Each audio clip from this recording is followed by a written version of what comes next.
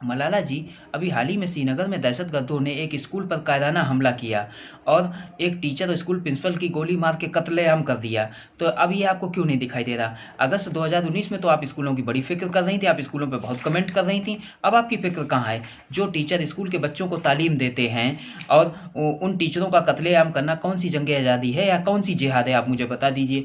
ये बुज़दिली और कायराना हरकत है। ये बुज़दिल लोग हैं, केवल गोली चला सकते हैं, पत्थर चला सकते हैं और इनकी यही औकात करने का, और इनकी कुछ करने की औकात तो है नहीं। ये बस गोली पत्थर के अलावा इनके पास कोई काम है ही नहीं दूसरा, यही इनकी औकात है। जो इंसान अपनी औकात का तो शो कर ही देता है, और ये सब लोग हैं बस यही अपनी औकात का शो कर रहे हैं पूरी दुनिया के सामने।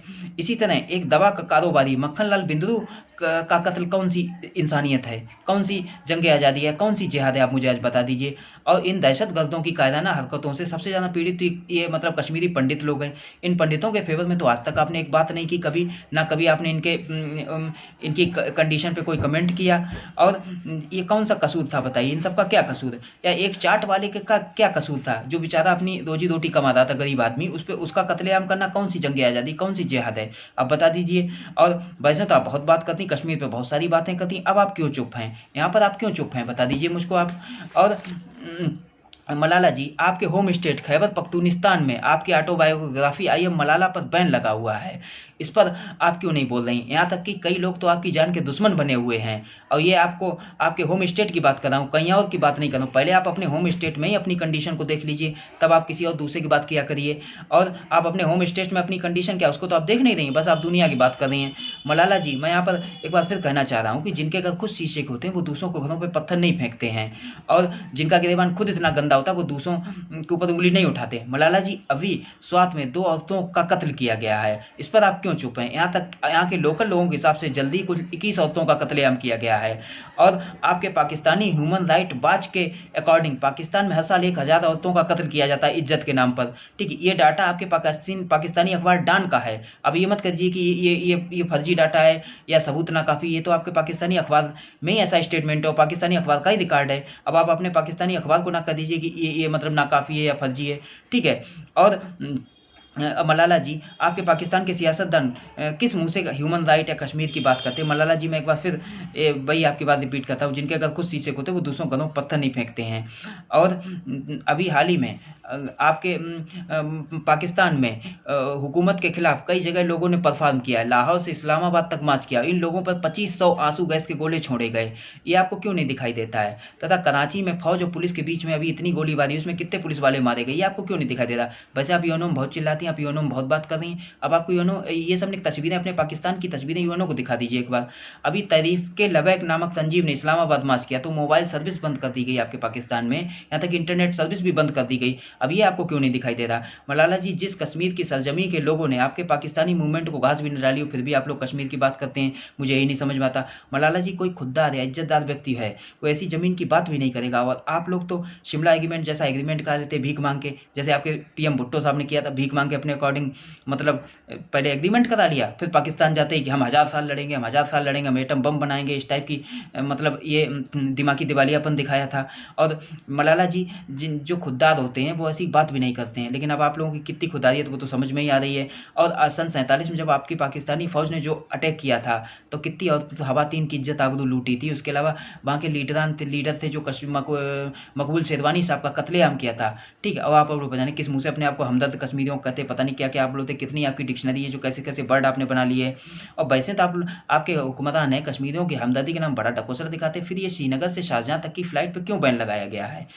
श्रीनगर से, इस पर आप लोग क्यों चुप हैं? ये ढकोसलाबाजी और हाइपोक्रेसी है। जैसे ये वैसी है जैसी कबायली वेश में आपके पाकिस्तानी फौजियों ने जो किया था और जो लूटपाट की थी, जिसका मैं अभी आपको बता ही चुका हूँ। और अभी हाल ही में मलाला जी कि अभी हाल ही में आपके पाकिस्तान में कितनी मतलब हुकूमत के खिलाफ बगावत हो रही है, आपके अपोजिशन लीडर कितनी बगावत कर रहे हैं, अब ये सब आपको क्यों नहीं दिखाई दे रहा मलाला जी?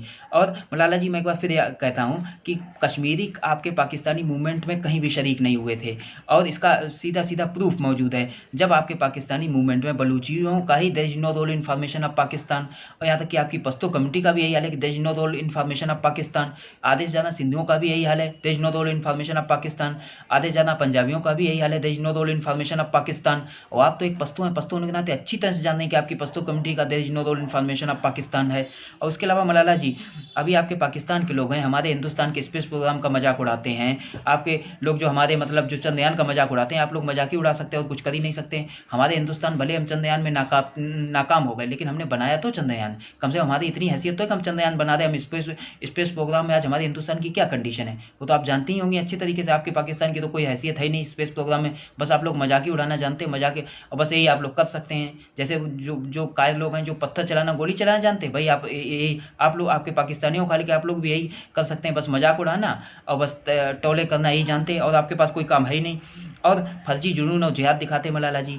अब एक बात सुनिए, आज का हिंदुस्तान अब काफ़ी बदल चुका। अब आप आज के हिंदुस्तान पे आपके जो फर्जी जुनून और जिहाद का कुछ नहीं चलने वाला है, ठीक है। जैसे आपके पीएम आपके हुक्मरानों ने हिंदुस्तान को इतनी बार एटम बम की धमकियाँ दी और यहाँ तक कि फर्जी धमकियाँ एटम बम की नहीं, इतने जुनून दिखाए, लेकिन आपको सब मालूम है कि इसका कोई रिजल्ट सामने नहीं आया, ठीक है। यहाँ तक कि दुनिया के फर्जी झूठ बोले आपके हुक्मरानों ने, आईना जैसा फर्जी प्रोग्राम चलाया यासीन जमील के थ्रू, और उस आईना जैसे फर्जी प्रोग्राम में कितनी फर्जी बातें की, लेकिन रिजल्ट क्या है सारा आपके सामने है मलाला जी।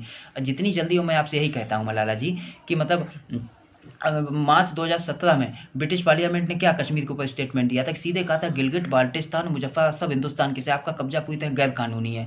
अब आप समझ लीजिए, अब आप इसी तरह समझिए, फिर भी आपके हुक्मरान लोग किस तरीके की बात करते हैं, ये समझ से परे है। तो सच्चाई है, आप जो दुनिया को आप सच्चाई की राह दिखाती हैं, पहले आप सच्चाई को खुद एक्सेप्ट कर लीजिए, तब बात करिए दूसरों को।